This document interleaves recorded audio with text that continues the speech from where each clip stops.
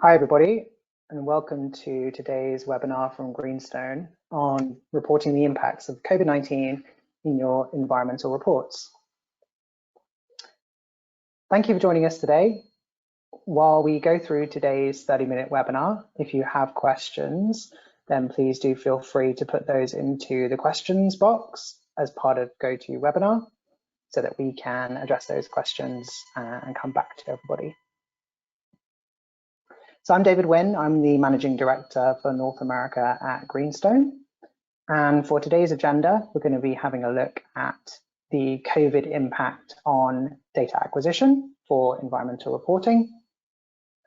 We're then going to have a look at how COVID has impacted boundaries and materiality. And then we're going to look at business travel and how companies are reporting that. And then a hot topic I know we've had some questions on already is about working from home emissions and how those could or should be included. And then finally, we'll have a look at COVID impacts on environmental targets. So quite a lot to cover in today's session, so I'm going to get stuck in. But as I say, please do send questions through as they arise.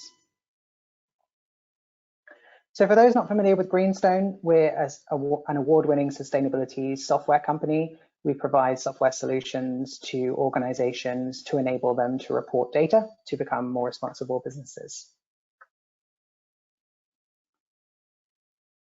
So the first topic we're going to look at is how COVID has impacted data acquisition. And this set of diagrams here is from a KPMG report in 2020. And it's useful to have a look at because what this report did is it looked at the different phases of how COVID is impacting organizations and the business action and response to those different phases. So the first phase in terms of the impact of COVID on many organizations was that respond phase. And that's the first part of when they were actually responding to the initial impact that it was having on their business and their operations. Next, then, the relief period was where that company may have then been coping with the pandemic.